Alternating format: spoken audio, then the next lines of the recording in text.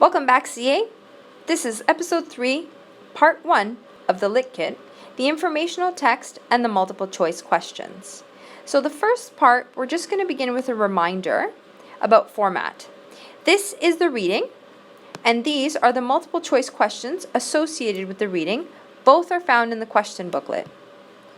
This is the answer page relating to these questions in your answer booklet.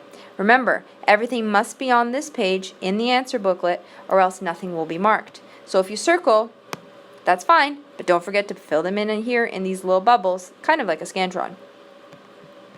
We'll leave those aside. That'll be part 2 of the episode, the questions themselves. In part 1, we're going to focus on the text and reading. So the first thing I'm going to do is going to scan the page itself. I noticed 2 things. One, there doesn't seem to be a title, so we can begin reading right away. The next thing I notice is that there's a picture, and I'm going to focus in on the picture a little bit. It's a little hard to see. It is in black and white, but it appears to be some water, and there seems to be a bird because I can make out some wings, and maybe the bird has a fish in its beak. At any point, if there is a picture on the page, you want to make reference to it. Take a look and see. Maybe it has something to do with the reading, and it could help you understand if there's any parts that don't make sense. So let's begin reading. Before you do, take out your highlighters, because a good tool is to underline or highlight anything that we think is important. One such element could be quotations. Another thing could be any italicized or bolded fonts, perhaps a list, anything that is a definition. Maybe we have some different kind of punctuation that we're not used to.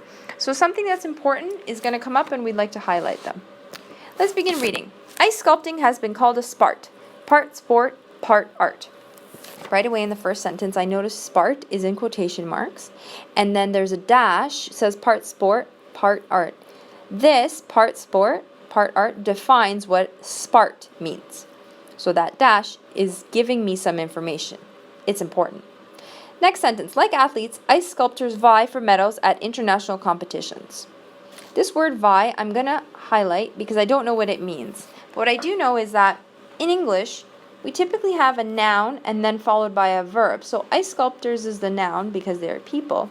The next word, vie, even if I don't know what it means, is an action word because I know nouns and verbs go together.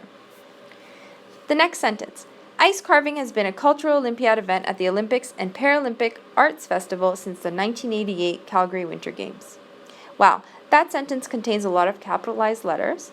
Perhaps they're important. They're certainly names of events or places, such as the Olympic and Paralympic Arts Festival, 1988 Calgary Winter Games.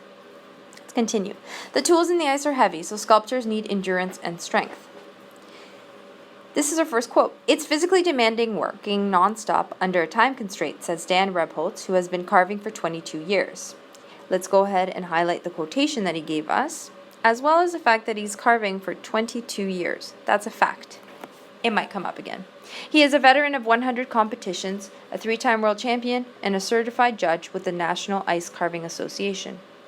Interesting. Here is a list of other facts or statistics that we should highlight. A veteran of 100 competitions, a 3-time world champ, and a certified judge with the National Ice Carving Association.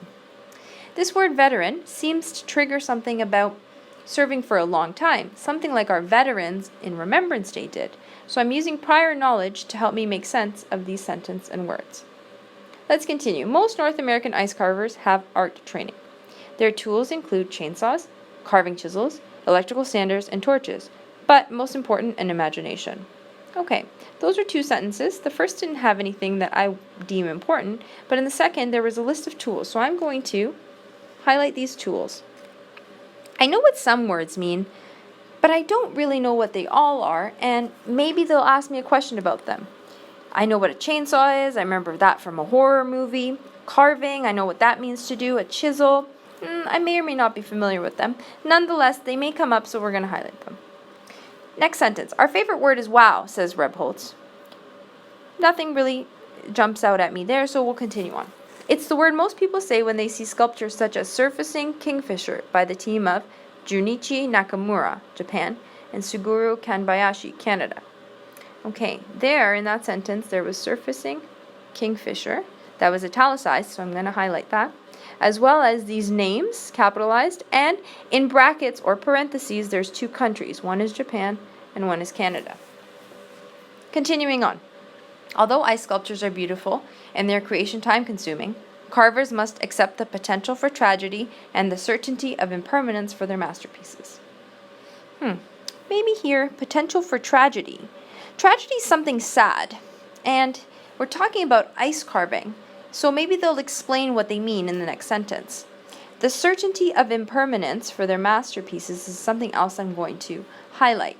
Certainty means sure, and impermanence. Well, I don't know that word very well, but I do know the word permanent, and permanent means forever. But this im prefix seems to tell us that it's the opposite of permanent, so in fact, it doesn't last forever. By using other knowledge of words, we can come up with what is a pretty good meaning for a word that's not familiar. Continuing on. Melting can be a threat, but so too is crashing.